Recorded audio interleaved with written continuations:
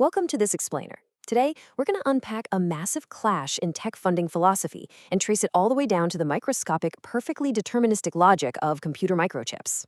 I know, it sounds like two completely different worlds, right? But as we'll see, connecting venture capital directly to the actual physical behavior of silicon is exactly how we secure true creator sovereignty.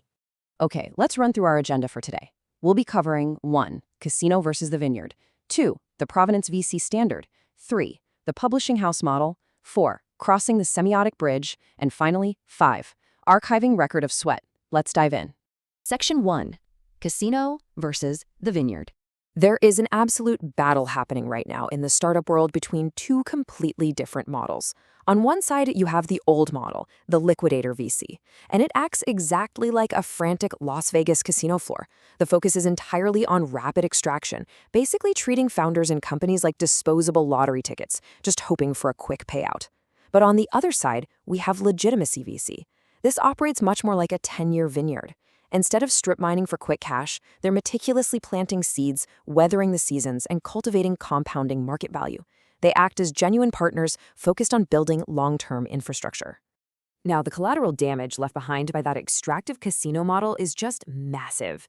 The source material captures this so brutally with this quote: "They don't really care if the horse is killed as long as there is one winning."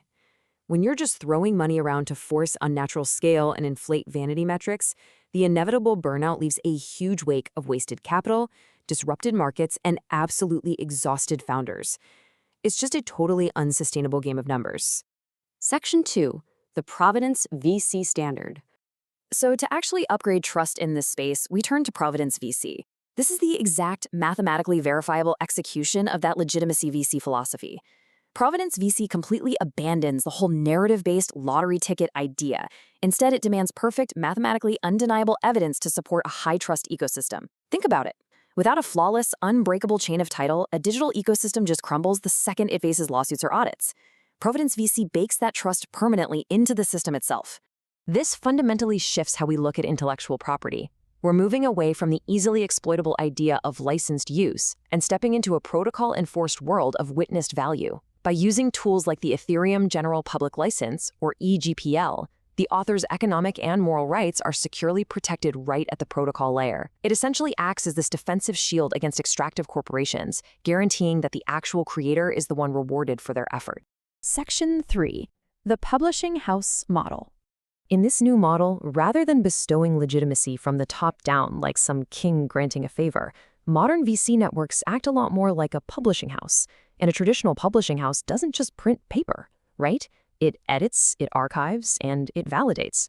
So in this new agentic economy, the VC provides the metabolic capital, meaning the compute and the infrastructure, that an author actually needs to clinically prove their work and securely lock in their authorship. Let's break down how this completely new collaborative ecosystem works. First, you have the AI swarm, which acts like a furnace, churning out the raw data and those discrete units of truth, the bricks, so to speak. Then, the deterministic agent steps in as the foundation, executing the rigid, mathematical rules. But here is the crucial part. The human navigator remains firmly at the center of it all. The human is the ultimate architect, orchestrating the entire house. Section 4. Crossing the Semiotic Bridge. Now, to make this work, we are trying to cross a massive physical divide. On one side, we have human cognition, our OS alpha. It's beautifully warm, messy, highly associative, and entirely driven by meaning and context.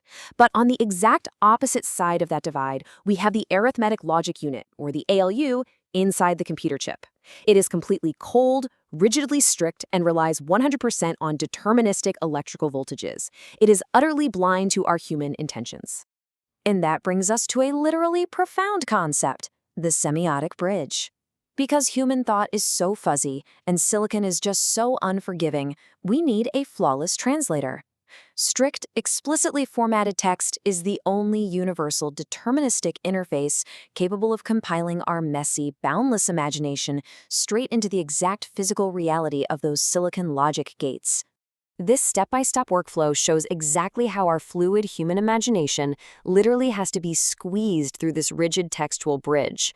Step 1, your creative intent starts in your mind. Step 2, you formalize that into a divine script using structured text like JSON or Python.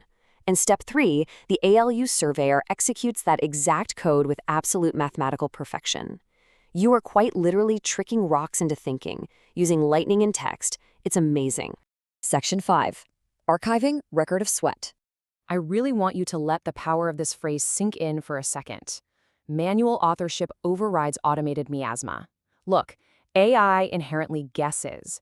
It relies on probabilistic, lossy algorithms that can hallucinate and distort your intent. That's the automated miasma. So, to establish undeniable truth, your deliberate human effort has to actively override that guesswork. You have to steer the machine. By actively and successfully crossing that semiotic bridge, you generate what the documents brilliantly call a record of sweat. This is a permanent, verifiable cryptographic history. It proves, mathematically, that actual human metabolic energy, your physical effort and your focused intent, was spent to execute the mission. You simply cannot sever the digital command from the physical human effort that drove it.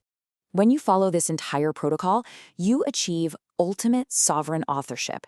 You do this by deploying protortion, which is active human steering to keep the AI aligned.